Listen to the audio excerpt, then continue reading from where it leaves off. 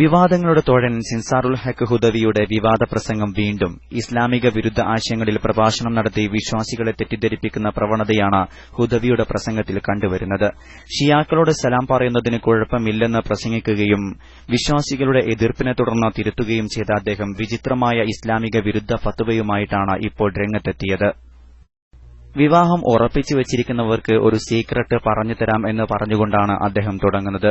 ആരുമറിയാതെ പ്രതിഷ്ഠിതവരനും പെണ്ണിന്റെ ഉപ്പയും നിക്കാഹ് വാചകങ്ങൾ ചൊല്ലി നിക്കാഹ് നടത്താമെന്നും സാക്ഷികളുടെ ആവശ്യമില്ല എന്നും സാക്ഷികൾ കോടതിക്ക് മാത്രമാണ് ആവശ്യം എന്നുമാണ് അദ്ദേഹം സമർത്ഥിക്കുന്നത്. എന്നാൽ ഇത് ഇസ്ലാമിക ആശയങ്ങളോട് എതിരാണ്. ഹുദവിയുടെ വിവാദമായ പ്രസംഗം കേൾക്കാം. ചെറുപ്പക്കാർ ഭാര്യമാരോട് സംസാരിക്കാൻ നിൽക്കരുത്. അവർക്ക് അനുവദനീയമല്ല. എൻഗേജ്മെന്റ് കഴിഞ്ഞ നിന്റെ ഭാര്യയായിട്ടില്ല, അവൾക്ക് വേറെ ആരും നിക്കാഹ് ചെയ്ത് കൂടെ പോകാം. നിന്റെ ഭാര്യയാവുന്നത് നിക്കാഹ് ചൊല്ലുമ്പോഴാണ്. പടച്ചോനെ നിക്കാഹ് ഒരു കൊല്ലം കഴിഞ്ഞിട്ടാണ് തീരുമാനിച്ചത്. ഒരു വിഷയം വേണ്ട, ഞാനൊരു സീക്രട്ട് പറഞ്ഞുതരാം, ഒരു സ്വകാര്യം. എന്റെ അമ്മോശനോട് പറയാം. അമ്മോശനോട് വർത്താൻ പറയല്ലോ പുതിയാപ്പിളക്ക്. പുതിയാപ്പിള അയച്ചില്ല, പ്രതിശ്രുത വരൻ. അമ്മോശനാക്കനോട് പറയാം, ഒരു കാര്യം ചെയ്യാം, നിക്കാഹ് ഒരു കൊല്ലം ഞങ്ങൾക്ക് എന്തായാലും വർത്താൻ പറയാതിരിക്കാൻ പറ്റൂല. അപ്പൊ നിങ്ങൾ നിക്കാഹിന് ചൊല്ലിത്തരി. എന്റെ മോളെ നിങ്ങൾക്ക് ഞാൻ ഇന്ന മഹറിന് കല്യാണം കഴിച്ചെന്നു, ഞാനത് സ്വീകരിച്ചു എന്നും പറയാം. നിക്കാഹായല്ലോ. പിന്നെ നിക്കാഹിന്റെ ചടങ്ങ് ഉസ്താദിനെ സംഘന്മാരെയൊക്കെ വിളിച്ചിട്ട് നമുക്ക് പിന്നെ വേണമെങ്കിൽ ചെയ്യാം. പക്ഷെ ഇതിൽ കൊല്ലം വരെ പിടിച്ചേക്കാൻ പറ്റില്ല. അതുകൊണ്ട് നിങ്ങൾ സ്വകാര്യമായിട്ട് നിക്കാഹിന് പറഞ്ഞൊരു ഫോണിൽ ആയിക്കോട്ടെ, നിങ്ങളോടൊന്ന് കബൂലും ചെയ്ത് ഞാനത് സ്വീകരിച്ചു എന്ന് പറഞ്ഞു. ഈ നിങ്ങൾ വർത്താനം പറഞ്ഞു, സാക്ഷി നിങ്ങൾ ഉണ്ടാക്കിക്കോ. പക്ഷേ നിങ്ങൾ ചെയ്യുന്ന കർമ്മത്തിന് അതിന്റെ സാക്ഷ്യം കിട്ടണമെങ്കിൽ നിക്കാഹിന്റെ വചനം പുതിയാപ്പിള ചൊല്ലിയേ പറ്റൂ. കോടതിന്റെ മുമ്പിൽ എത്തുമ്പോഴാണ് സാക്ഷിയുടെ വിഷയം. അല്ലാതെ ഈ നിക്കാഹ് നടക്കും. അങ്ങാടി പറഞ്ഞു എന്റെ മക്കളെ കല്യാണം കഴിച്ചു, ഞാൻ സ്വീകരിച്ചു. എത്ര സംഭവം ഉണ്ടായിട്ടുണ്ടെന്ന ചരിത്രത്തിൽ. പക്ഷെ ഒരു വിഷയം ലീഗൽ അതിന്റെ ഫോർമാലിറ്റിക്ക് വേണ്ടി സാക്ഷികൾ വേണ്ടിവരും. ഇല്ലെങ്കിൽ നിക്കാഹ് നടക്കും. അപ്പൊ അത് സ്വകാര്യമായിട്ട് അമ്മാഷനോട് പറഞ്ഞുതരാൻ പറയാം. ഒന്ന് നിങ്ങൾ പറഞ്ഞു. നിക്കാഹിന്റെ പ്രധാന ഘടകമായ സാക്ഷി ആവശ്യമില്ല എന്ന പദം അജ്ഞതയിൽ നിന്ന് ഉടലെടുത്തതാണെന്ന് ദുബൈ ICF പ്രസിഡന്റ് സലാം സഖാഫി വെള്ളലശ്ശേരി പ്രതികരിച്ചു.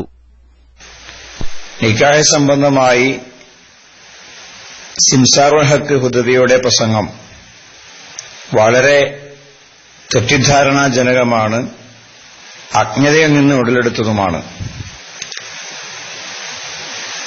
മുഴുവൻ ഫിഖിഹിന്റെ ഗ്രന്ഥങ്ങളിലും നിക്കാഹിന്റെ ഫർളുകൾ എണ്ണിയെടുത്ത് 2 സാക്ഷികൾ എണ്ണിയിട്ടുണ്ട്.